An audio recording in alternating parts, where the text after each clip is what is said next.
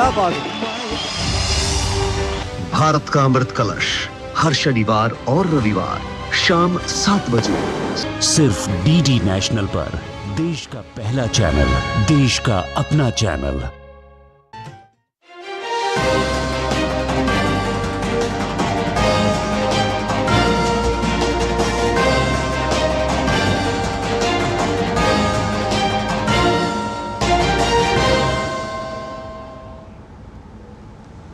नमस्कार, आप देख रहे हैं सांकेतिक भाषा का हमारा विशेष बुलेटिन। मैं हूं मुकुल शर्मा, मेरे साथ मौजूद हैं मेरे सहयोगी शरद मुदगल। और आइए सबसे पहले नजर डालते हैं हेडलाइंस पर।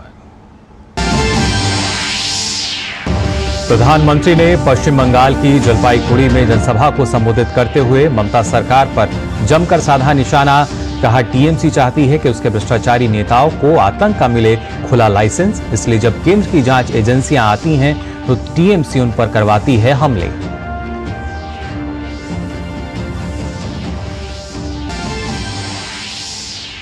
बिहार के नवादा में चुनावी रैली को संबोधित करते हुए पीएम मोदी ने इंडी गठबंधन को लिया आड़े हाथ। कहा, नेताओं में पीएम पद का चेहरा बनाने के लिए मची है खींचतान।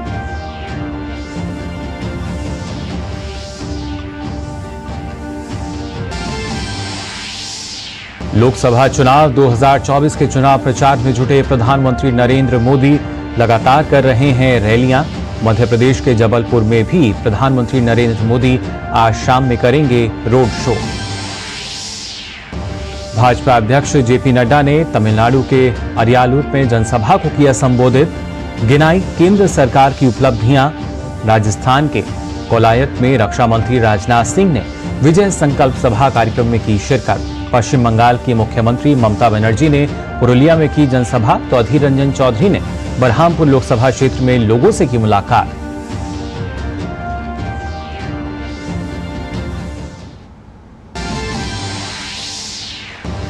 शराब घोटाला मामले में दिल्ली सीएम अरविंद केजरीवाल की गिरफ्तारी के खिलाफ आम आदमी पार्टी के नेताओं कार्यकर्ताओं का सामूहिक उपवास। दिल्ली भाजपा ने शराब से शीश महल अभियान के तहत आपके खिलाफ किया प्रदर्शन। कहा, एक दिन के उपवास से उनके पाप का नहीं होने वाला पश्चाताप।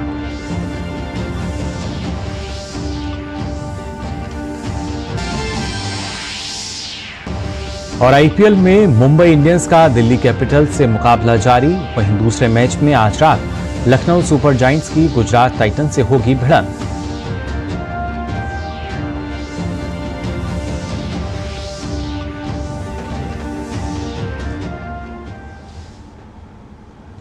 और आइए बुलेटिन में सबसे पहले बात करते हैं लोकसभा चुनाव को लेकर और देखते हैं 24 की चुनौती।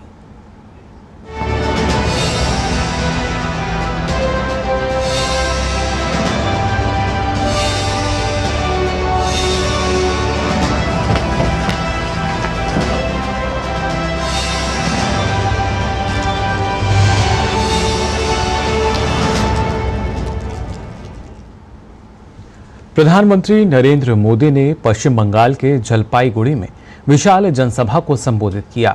प्रधानमंत्री ने देश में पिछले 10 साल में हुए विकास कार्यों को गिनाया। पीएम ने बंगाल की ममता सरकार पर जमकर हमला बोला। पीएम ने कांग्रेस और इंडी गठबंधन पर भी खूब प्रहार किया। पीएम ने कहा कि पूरा देश फिर एक बार मोदी सरकार कह रहा है। पीएम ने विश्वास जताया कि लोकसभा चुनाव में पश्चिम बंगाल भाजपा को भरपूर आशीर्वाद देने जा रहा है। पीएम ने ममता सरकार पर केंद्र की जन कल्याणकारी योजनाओं में रोड़ा अटकाने का आरोप भी लगाया।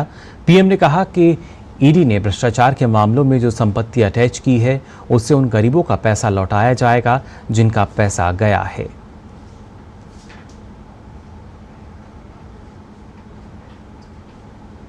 लोगों के पैसे गए, सरकारी नौकरी में गरीबों के पैसे गए, और जिनका पक्का मिलता है कि हाँ इससे पैसा गया है, तो जो 3000 करोड़ रुपए इनके अटैच किए ना, मैं इन गरीबों को वापस करवाऊंगा। टीएमसी, वामदल, कांग्रेस ने एक दूसरे के भ्रष्टाचारियों को बचाने के लिए ये इंडी गठबंधन बनाया है। मैं कहता हूं भ्रष्टाचार मिटाओ। वो कहते हैं भ्रष्टाचारी बचाओ।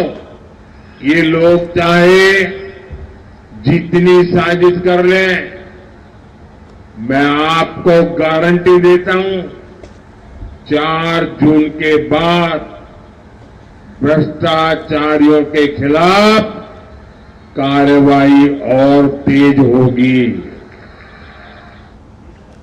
प्रधानमंत्री ने बंगाल में केंद्रीय एजेंसियों पर हमलों का भी जिक्र किया। पीएम ने कहा कि टीएमसी चाहती है कि उसके तोलाबाजों और भ्रष्टाचारी नेताओं को आतंक का खुला लाइसेंस मिले।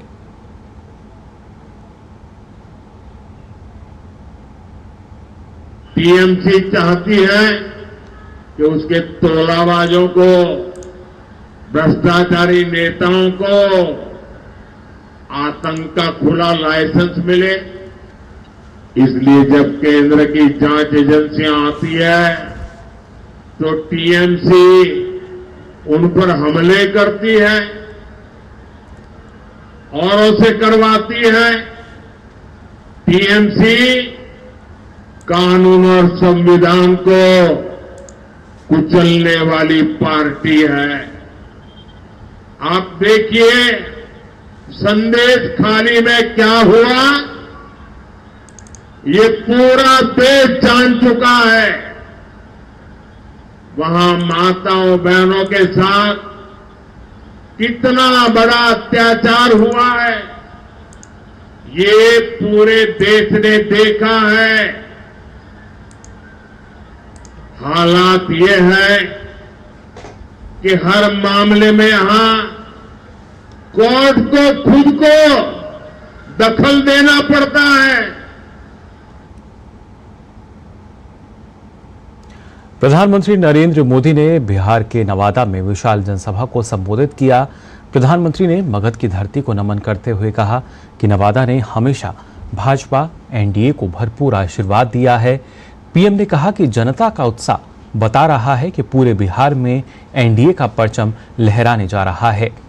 प्रधानमंत्री ने कांग्रेस, राजद और इंडी गठबंधन पर करारा हमला बोला। पीएम ने बिहार में जंगल राज के दौरान महिलाओं की असुरक्षा की याद दिलाते हुए कहा कि एनडीए ने राज्य को उस स्थिति से बाहर निकाला है। पीएम ने कहा कि इंडी गठबंधन के पास न विजन है न विश्वसनीयता। पीएम ने कहा कि दिल्ली में जो लोग एक साथ खड़े होते हैं, अलग अलग राज्यों में वही एक दूसरे को गाली देते हैं। साथ ही पीएम ने कहा कि पिछले 10 वर्षों में देश में जितना विकास हुआ उतना आज़ादी के बाद 6 दशक में नहीं हुआ था। साथ ही पीएम ने कहा कि देश के लिए अभी और भी बहुत कुछ करना है। मोदी मौज करने के लिए नहीं पैदा हुआ, मोदी मेहनत करने के लिए ही जन्मा है,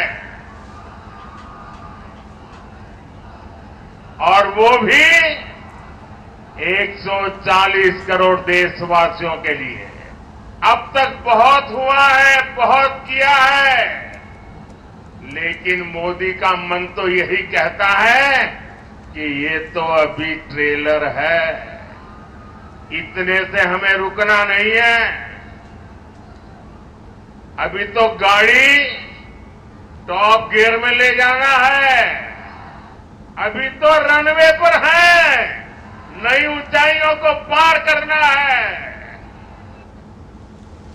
प्रधानमंत्री ने मोदी की गारंटी पर प्रतिबंध लगाने के विपक्ष के बयान की आलोचना की।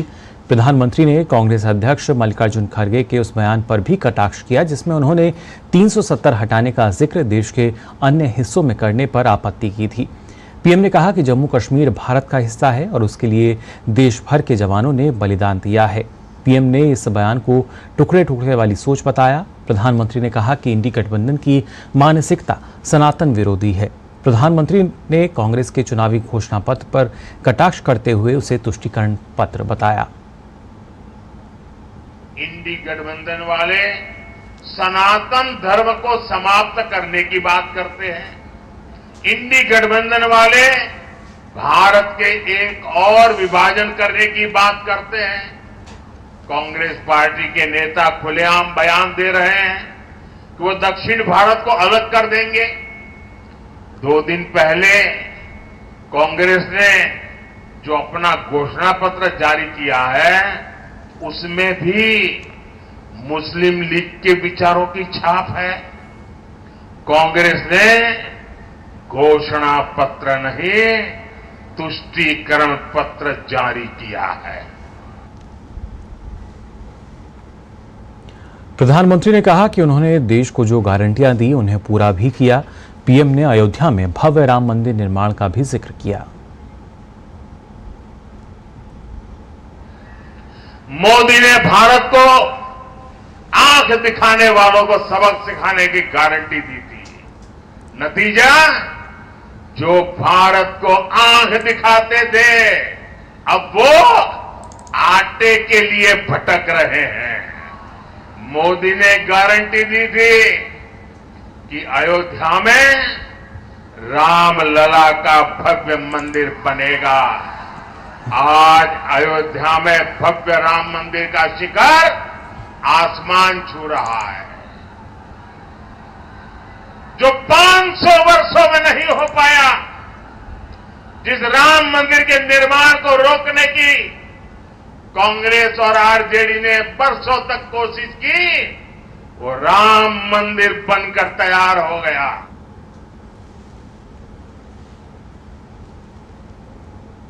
प्रधानमंत्री ने इंडी गठबंधन के नेताओं में पीएम पद का चेहरा बनने के लिए मची खींचतान पर भी निशाना साधा।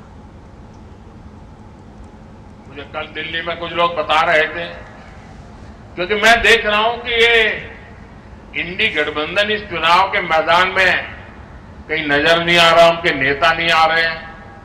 तो मैंने जरा पूछताछ की, मैंने कहा भाई मामला क्या है, ठंडे पड़े हो।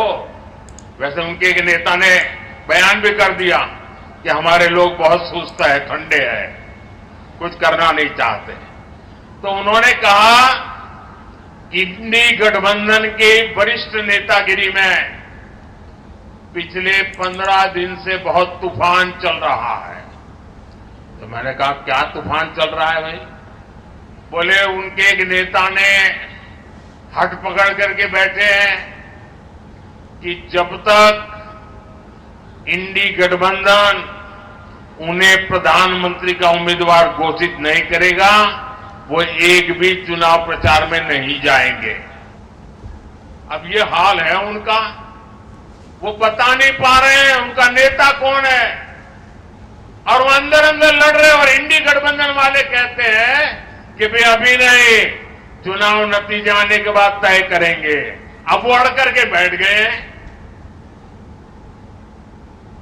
और वो कहते हैं जब तक मुझे नेता घोषित नहीं करोगे मैं कोई रैली करने वाला नहीं हूं। अब ये समझा रहे हैं, पता नहीं समझ जाए नहीं समझ जाए, लेकिन ये हाल है उनका।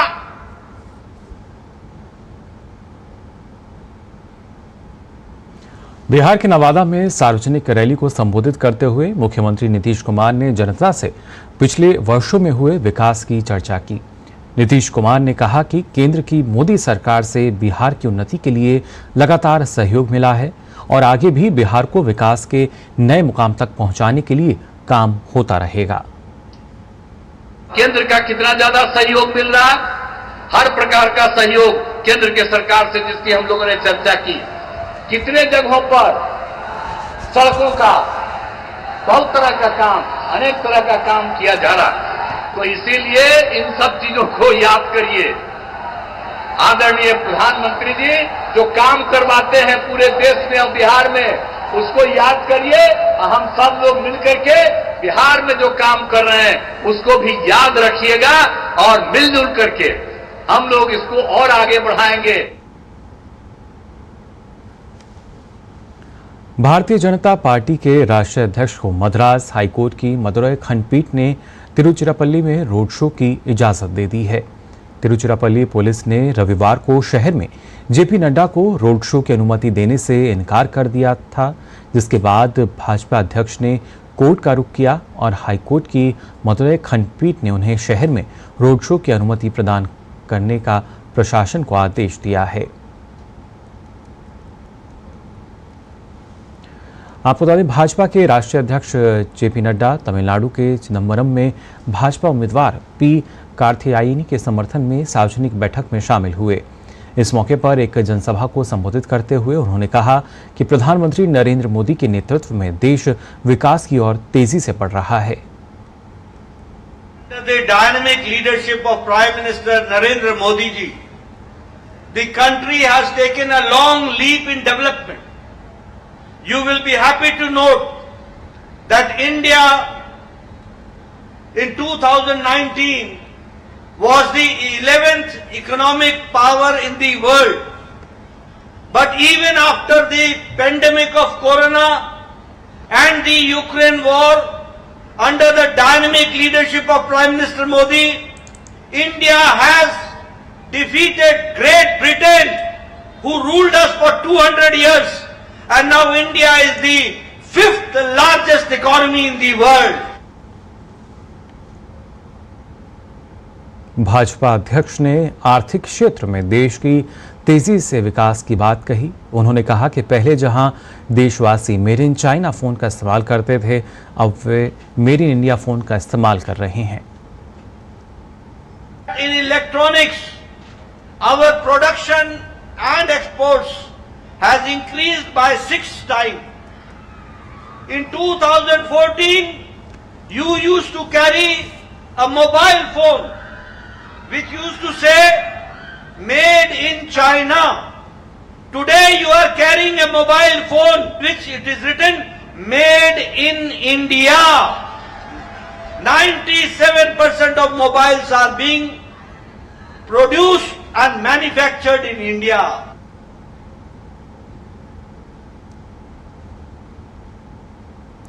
बिहार के दौरे पर गए उपराष्ट्रपति जगदीप धनखड़ ने बोधगया पहुंचने के बाद महाबोधि मंदिर में दर्शन किए। उन्होंने महाबोधि मंदिर के गर्भगृह में पहुंचकर भगवान बुद्ध की प्रतिमा के समक्ष पूजा अर्चना की।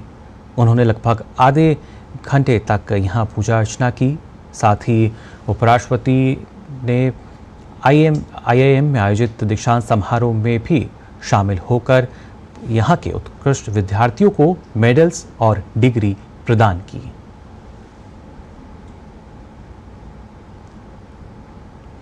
पीएम नरेंद्र मोदी छत्तीसगढ़ के आमाबाल में सोमवार को एक जनसभा को संबोधित करेंगे।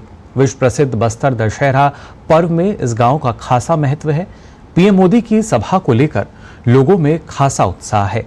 3 विधानसभा क्षेत्रों से जुड़े छोटे आमाबाल गांव में होने वाली इस जनसभा में दंतेवाड़ा, कोंटा और बीजापुर से लोग आएंगे।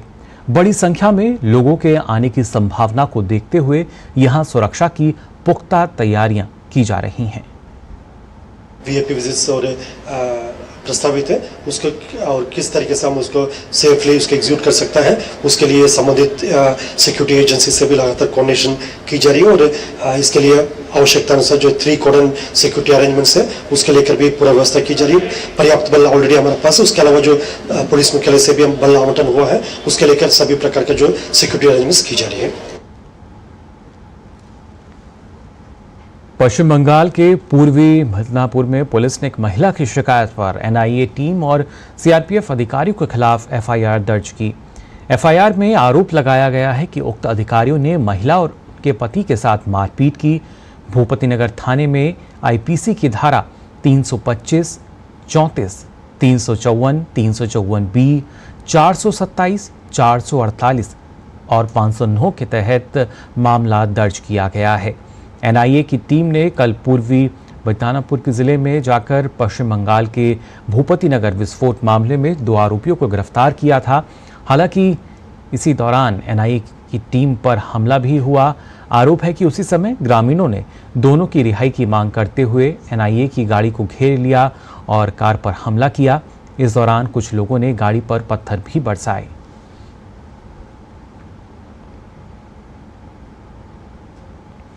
पश्चिम बंगाल के सिलीगुड़ी से विधायक शंकर घोष ने अज्ञात बदमाशों द्वारा भाजपा नेता लॉकेट चटर्जी की कार पर हमले को पश्चिम बंगाल की परंपरा बताते हुए कहा कि ऐसे कोई भी रूलिंग पार्टी नहीं है जो विपक्ष के साथ ऐसा व्यवहार करती है। टीएमसी के सरकार में सबसे ज्यादा खून खराबा हुआ है। हमारे पश्चिम बंगाल में एक ट्रेडिशन बन गया है पॉलिटिकल वायलेंस। किसी भी स्टेट में हमने कभी ऐसा नहीं देखा कि रूलिंग पार्टी जो स्टेट में रहता है वो अपोजिशन लोगों को इस तरह से बाधा डालने की कोशिश करता है। सिर्फ बाधा डालने की कोशिश नहीं, आप देख लीजिएगा कि आफ्टर इंडिपेंडेंस जितना भी इलेक्शन हुआ है इधर सबसे ज्यादा ब्लडशेड हुआ है और तृणमूल के रेजिम में सबसे ज्यादा हो रहा है। पश्चिम बंगाल के राज्यपाल सीवी आनंद बोस ने पूर्व मेदिनीपुर जिले में एनआईए पर हुए हमले पर कहा कि इस हमले को पूरी गंभीरता से लिया जाना चाहिए।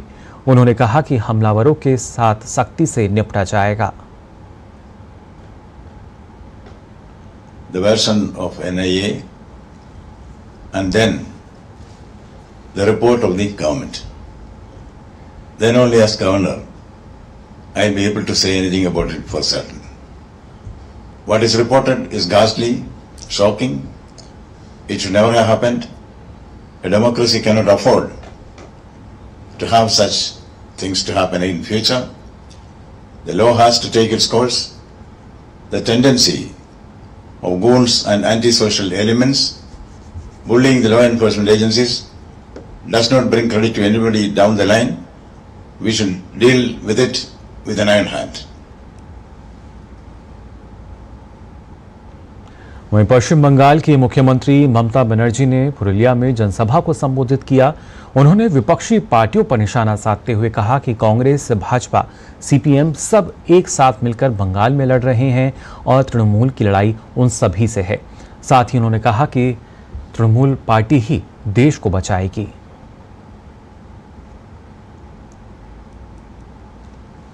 इंडियन अलायंस बांग्लाয় নেই, কংগ্রেসেও নেই, সিপিএম এরও নেই। সিপিএম, কংগ্রেস, বিজেপি বাংলায় একসাথে লড়াই করছে আর আমরা তৃণমূল কংগ্রেস, সিপিএম, কংগ্রেস, বিজেপির বিরুদ্ধে লড়াই করছি। দেশ বাঁচাবো আমরা, দেশ গড়বো আমরা, আমরাই পথ দেখাবো। তৃণমূলকে যত বেশি সিট দেবেন বিজেপি তত হারবে। पश्चिम बंगाल कांग्रेस के अध्यक्ष और बरहामपुर लोकसभा क्षेत्र से पार्टी के उम्मीदवार अधीर रंजन चौधरी ने अपने निर्वाचन क्षेत्र में चुनाव प्रचार तेज कर दिया है। उन्होंने आज अपने क्षेत्र में जाकर लोगों से मुलाकात की और एक रैली भी निकाली। बरहामपुर लोकसभा क्षेत्र से इस बार कड़ी टक्कर मिलने की उम्मीद है उन्हें। तृणमूल कांग्रेस ने पूर्व क्रिकेटर यूसुफ पठान को इस सीट से मैदान में उतारा है।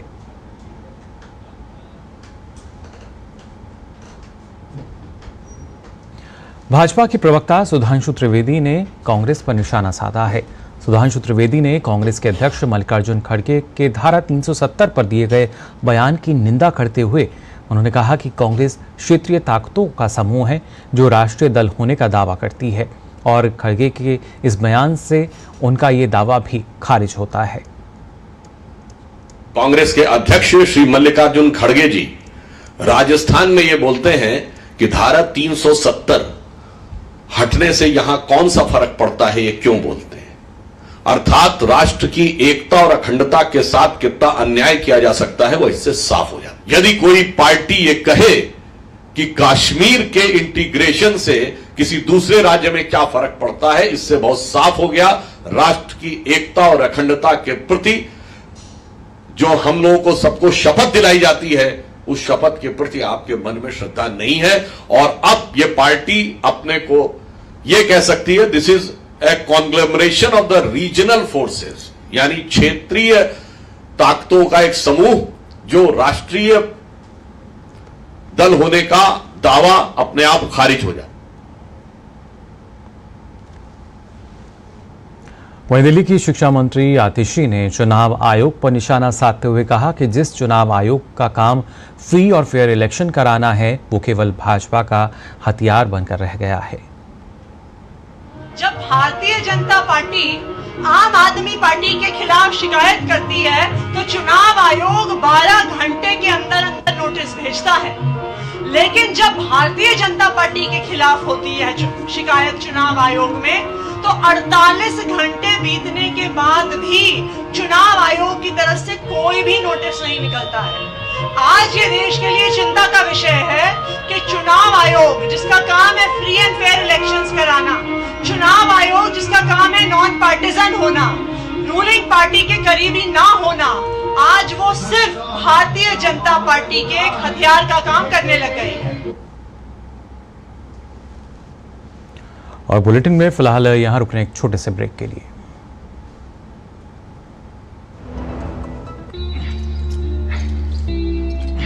Got it. सोचिए, अगर असल जिंदगी में ऐसी हालत हो तो कितनी मुश्किलें होती हैं, लेकिन शुक्र है बैंकिंग के लिए नहीं। अगर आपकी उम्र 70 साल से अधिक हो या आप दिव्यांग हो तो बैंक आपको कुछ जरूरी बैंकिंग सुविधाएं घर बैठे बैठे दे सकता है। आरबीआई कहता है जानकार बनिए, सतर्क रहिए।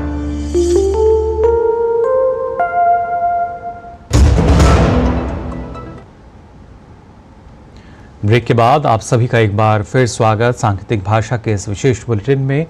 शनिवार की अगर बात करें तो भले ही आरसीबी को राजस्थान के हाथों हार झेलनी पड़ी हो, लेकिन आरसीबी के दिग्गज बल्लेबाज विराट कोहली ने राजस्थान रॉयल के खिलाफ अपने बल्ले से धमाकेदार पारी खेलकर कई रिकॉर्ड अपने नाम कर लिए।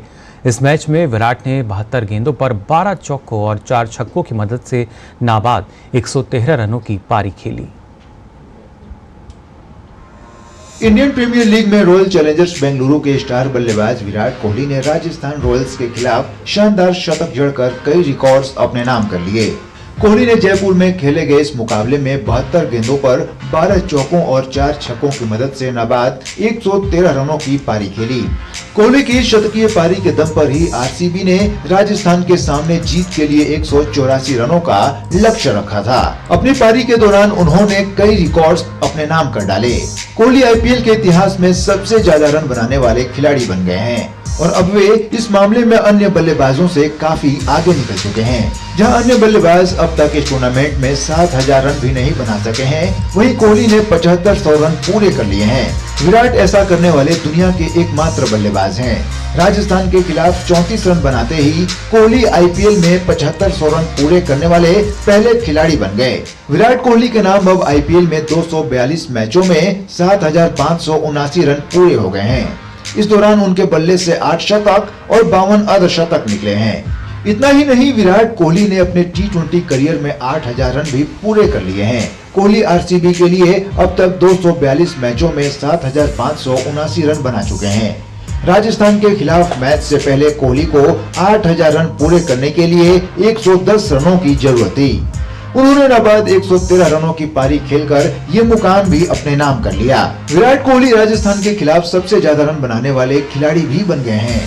उन्होंने इस मामले में पंजाब किंग्स के कप्तान शिखर धवन को पीछे छोड़ दिया। धवन ने राजस्थान के खिलाफ 679 रन बनाए हैं। कोहली इस मैच से पहले राजस्थान के खिलाफ सर्वाधिक रन बनाने वाले 5वें बल्लेबाज थे, लेकिन उन्होंने अपनी शतकीय पारी से सभी को पीछे छोड़ दिया। कोहली राजस्थान के खिलाफ अब तक 30 मैचों में 731 रन बना चुके हैं। Sports desk, DD news. तो खबरों का सिलसिला डीडी न्यूज पर लगातार जारी रहेगा, लेकिन फिलहाल के लिए सांकेतिक भाषा के इस विशेष बुलेटिन में बस इतना ही। मुझे और मेरे सहयोगी शरद मुदगल को दीजिए अनुमति। नमस्कार।